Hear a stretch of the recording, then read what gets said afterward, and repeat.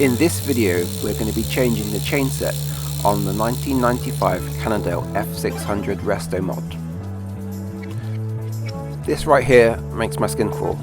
Whilst it works perfectly fine, mixing SRAM and Shimano components is just wrong in my mind. We've got two greatest rivalries in cycling in the drivetrain departments, and although I can accept chains and cassettes, the chainset has to match the rear derailleur or be a non-rival company at least. So I'm going to be changing the Shimano XT chainset out for Raceface one.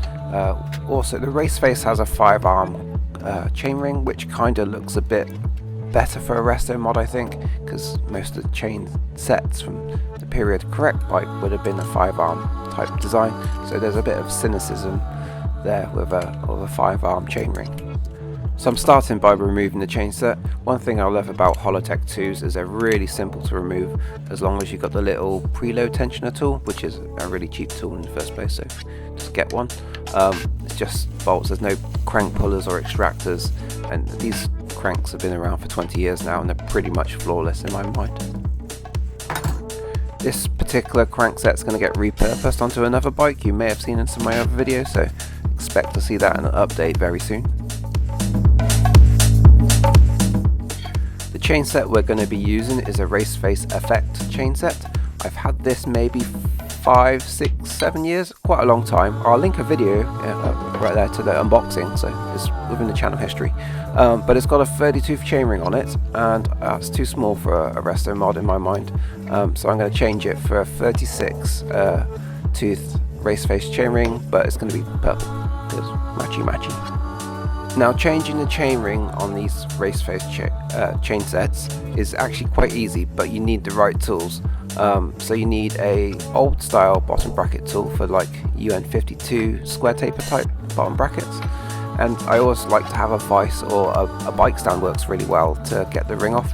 It's a bit more tricky in the SRAMs, but if you've got the tools it's kind of simpler and faster. So yeah, just use that, wind the little cinch ring in the middle there, and you have access to change the chainring. It's very simple. Part of what has encouraged me to make this change is Chain Reaction, or Wiggle, same company, is selling off their Raceface chainrings really cheap at the moment. I've been picking up these Raceface chainrings and they're mostly around £10 to £15 each. So this like 5-arm 36-tooth purple chainring was really cheap, so I just bought it, and it sort of enabled the build really, because usually they're about £34 or something. That's quite pricey, but when they're £12, it's easy to do. One thing to ensure is to make sure you have that little dot lined up with a crank arm. That's the only real thing on this. Last thing to do is make sure the cinch rings torque down correctly. It's 40 Newton meters, so quite a lot. So yeah, I got a big torque wrench there from Amazon Basics, and nothing flash at all. And yeah, nip it up to 40 Newton meters, which is quite a lot. So there we go, that's the chainring installed, and personally I think it looks really good. That sort of 5-arm purple look, awesome, I reckon. So let's get this chain set installed on the bike. Yeah, grease the axle up like loads. It's a steel axle on this particularly, so make sure you get lots of lube on it and just pop it through the frame. This has the axle attached to the non-drive side. Don't forget that space, that's important. With that all lubed up and looking good, we can install the chainring side, or the driver side. It just fits onto this spline here. It's just a bit of a tapered spline on this, which isn't the ideal system in my mind, but these ones work pretty good and reliable. And just cinch up this M8 or M10 bolts into the chain set. It's kind of old school in that way. You need a crank puller to get this crank off, which is a bit of a negative on the compared to the XT one I removed, but like we say, I have my reasons why I'm doing it, and that's one of the reasons it's actually not as good, but in my mind, it suits better for the bike. Popping the chain onto the narrow wide chainring pattern here, then releasing the button on the SRAM rear mech to take up the chain tension, and yeah, that looks looking all good. The last thing we've got to do now is refit the SPDs, so that's pretty simple. Just grease them up and stick them in. I mean, there's lots of residual grease on them, I just removed them from the bike, but yeah, grease them up, stick them in, and she's ready to roll.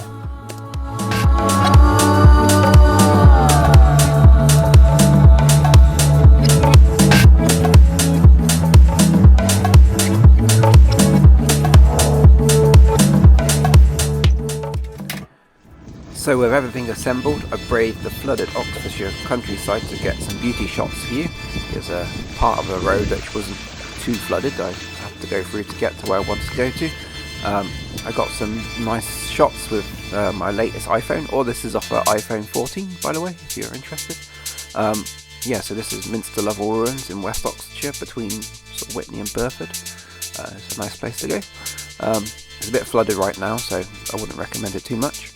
Wait till the spring, but if you're local, it's worth going. Yeah, so I took the bike down there to get these beauty shots, and you know, just sort of signing it off for now.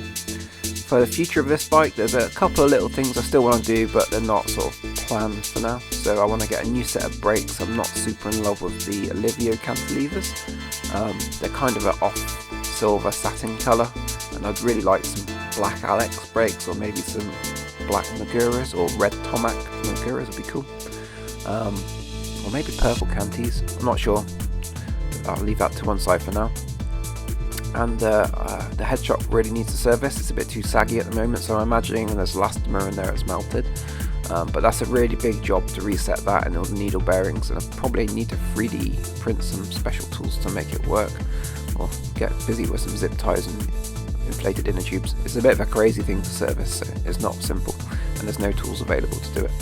So yeah, that's about it for this bike for now. Thank you for watching this project if you've been watching it. Yeah, it's been great fun. I've got other things brewing you've seen videos of hopefully. If not, I'll link the FSR project up there right now.